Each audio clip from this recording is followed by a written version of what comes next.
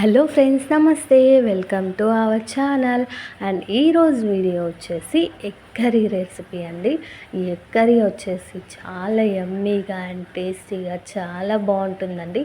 ఒక్కసారి ఇలా చేసి చూడండి. ఎప్పుడు ఎగ్ కర్రీ చేసినా ఇలానే చేస్తారు, చాలా బాగుంటుంది. అలాగే మన ఛానల్లో చాలా రకాల ఎగ్ కర్రీస్ ఉన్నాయి కదా, ఆ వీడియోస్ కూడా ఒకసారి చెక్ చేయండి మీకు టైం ఉంటే. అలాగే వీడియో నచ్చితే లైక్ చేయండి. ఇంకా లేట్ చేయకుండా మనం ఈ ఎగ్ కర్రీని ఎలా ప్రిపేర్ చేసుకోవాలో చూసేద్దాం రండి. ముందుగా ఈ ఎగ్ కర్రీ కోసం ఇక్కడ నేను 4 మీడియం సైజ్ ఆనియన్స్ని ఇలా కట్ చేసి పెట్టుకున్నాను. అలాగే వెల్లుల్లి, అల్లం, పచ్చిమిర్చి తీసి పెట్టుకున్నానండి. ఇప్పుడు ఒక మిక్సీ జార్ తీసుకొని అందులోకి ఆనియన్స్ అన్నీ వేసుకొని అలాగే పచ్చిమిర్చి, అల్లం, వెల్లుల్లి కూడా వేసుకోవాలి. ఇక్కడ కారం వచ్చేసి నేను మొత్తం పచ్చిమిర్చితోనే చేస్తున్నానండి. మీకు పచ్చిమిర్చి ఇష్టం లేకపోతే కారం కూడా వేసి చేసుకోవచ్చు, లేదంటే ఇలా పచ్చిమిర్చి వేసి చేసుకోండి, చాలా బాగుంటుంది టేస్ట్. ఇవన్నీ వేసుకొని వాటర్ వేయకుండా ఫైన్ పేస్ట్ అయ్యేలాగా ఇలా గ్రైండ్ చేసి పక్కన పెట్టుకోండి. ఇప్పుడు స్టవ్ ఆన్ చేసుకొని ఒక గిన్నె పెట్టుకోండి. అందులోకి 1 టేబుల్ స్పూన్ నుంచి 2 టేబుల్ స్పూన్స్ వరకు నూనె వేసుకుంటున్నాను. నూనె వేడెక్కాక ఇప్పుడు ఇందులోకి హోల్ గరం మసాలా వేసుకుంటున్నానండి. షాజీరా, చెక్క, లవంగ, ఇలాచి, అలాగే బిర్యానీ ఆకు, కొద్దిగా కరివేపాకు కూడా వేసుకొని కరివేపాకు అలాగే బిర్యానీ స్పైసెస్ కొంచెం నూనెలో వేగనివ్వాలి. ఇలా వేగాక మనం ముందుగా గ్రైండ్ చేసి పెట్టుకున్న ఆనియన్, పచ్చిమిర్చి పేస్ట్ ఉంది కదా, అది కూడా వేసేసుకొని నూనెలో మంచిగా పచ్చివాసన పోయి కొంచెం కలర్ చేంజ్ అయ్యేంత వరకు మనం నూనెలో ఫ్రై చేసుకోవాలి. ఇక్కడ ఆనియన్ పేస్ట్ ఫ్రై అవ్వడానికి టైం పడుతుందండి.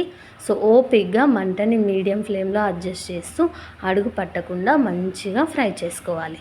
ఇక చూడండి, మనకి ఆనియన్ పేస్ట్ అనేది మంచిగా వేగింది. ఇప్పుడు ఇందులోకి కొద్దిగా పసుపు అలాగే ఉప్పు కూడా వేసుకుంటున్నాను. ఇక్కడ నేను కారం ఏమీ యూస్ చేయట్లేదండి, మొత్తం గ్రీన్ చిల్లీసే వేసాను. ఇలా పసుపు, ఉప్పు, కొద్దిగా మిరియాల పొడి వేసుకోండి. ఇవన్నీ వేసుకొని మళ్ళీ ఒకసారి బాగా కలిపేసుకోవాలి. ఇలా కలుపుకున్నాక ఇప్పుడు ఇందులోకి కొద్దిగా గరం మసాలా వేస్తున్నానండి. గరం మసాలా కూడా వేసుకొని మళ్ళీ ఒకసారి బాగా కలుపుకోవాలి. నాకు ఆనియన్ పేస్ట్ పచ్చివాసన పోయి వేగడానికి ఒక 3 to 4 మినిట్స్ వరకు టైం పట్టిందండి. సో ఓపిక్గా మనం మంచిగా ఫ్రై చేసుకోవాలన్నమాట. ఇక చూడండి, నేను గరం మసాలా వేసి కలుపుకొని మూత పెట్టుకొని మళ్ళీ ఒక 2 మినిట్స్ ఇలా మగ్గించుకున్నాను. మనకు కొంచెం కలర్ చేంజ్ అవుతుందన్నమాట. ఇలా ఒకసారి బాగా కలిపేసేయండి. ఇలా కలుపుకున్నాక ఇప్పుడు ఇందులోకి ఒక పావు కప్పు వరకు పెరుగు వేసుకుంటున్నాను. ఇలా పెరుగు వేసుకొని కొద్దిగా వాటర్ కూడా వేసుకోండి. ఇలా వేసుకొని మళ్ళీ ఒకసారి బాగా కలిపేసుకోవాలి. మనకి పెరుగు అనేది కొంచెం చిలికి వేసుకున్నామంటే పెరుగు తరకలుగా కనిపించకుండా ఉంటుంది కర్రీలో. సో ఇలా పెరుగు కూడా వేసుకొని మంచిగా కలుపుకొని మళ్ళీ ఒకసారి మూత పెట్టుకొని 1 నిమిషం మగ్గించుకోవాలి. చూడండి, 1 నిమిషం తర్వాత చూపిస్తున్నాను. మనకు కొంచెం వాటర్ రిలీజ్ అయ్యి అలాగే మనకి ఈ ఆనియన్ పేస్ట్ అనేది మంచిగా వేగింది కదా. ఇలా ఒకసారి మళ్ళీ కలుపుకోండి.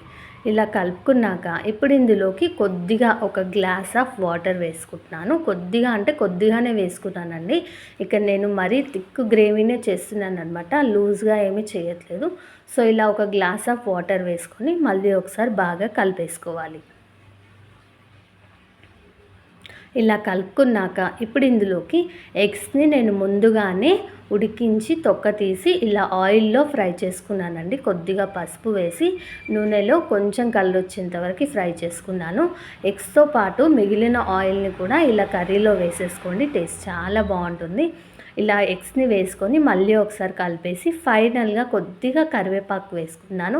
ఇందులో నేను ఎలాంటి పుదీనా కొత్తిమీర ఇలాంటివి ఏవి వేయలేదు. మనకు ఫ్లేవర్స్ అనేవి మిస్ అయిపోతాయి అన్నమాట, అవి డామినేట్ చేసేస్తాయి. సో అవేమీ వేయకుండా ఇలా కొద్దిగా ఫైనల్గా కరివేపాకు కూడా వేసుకొని మూత పెట్టేసి ఆయిల్ సపరేట్ అయ్యేంత వరకు కుక్ చేసుకోవాలి. ఇక చూడండి, పైన ఆయిల్ అనేది సపరేట్ అయ్యింది కదా. ఇప్పుడు మూత తీసి మళ్ళీ ఒకసారి బాగా కలిపేసుకున్నామంటే మనకి ఎగ్ కర్రీ అనేది రెడీ అయిపోయిందండి. దీనికి కాంబినేషన్ వచ్చేసి చపాతీ అండి. వేడి వేడి ఎగ్ కర్రీలోకి చపాతీ తీసుకున్నామంటే చాలా బాగుంటుంది. చపాతీతో ది బెస్ట్ కాంబినేషన్ అనమాట. ఒక్కసారి ఎగ్ కర్రీని ఇలా నేను చేసినట్టుగా మీరు కూడా ట్రై చేసి చూడండి. మీరు ట్రై చేశాక మీకు ఎలా వచ్చిందో నాకు కింద కామెంట్ సెక్షన్లో కామెంట్ చేయండి. అలాగే ఈ వీడియో నచ్చితే ఒక లైక్ చేయండి.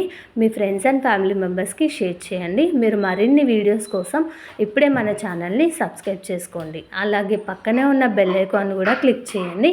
నేను ఎప్పుడు వీడియో పెట్టినా మీకు అలా నోటిఫికేషన్ వచ్చేస్తుంది అనమాట. ఈ వీడియోని స్కిప్ చేయకుండా చూస్తున్నందుకు మీకు ధన్యవాదాలండి. And thank you for watching.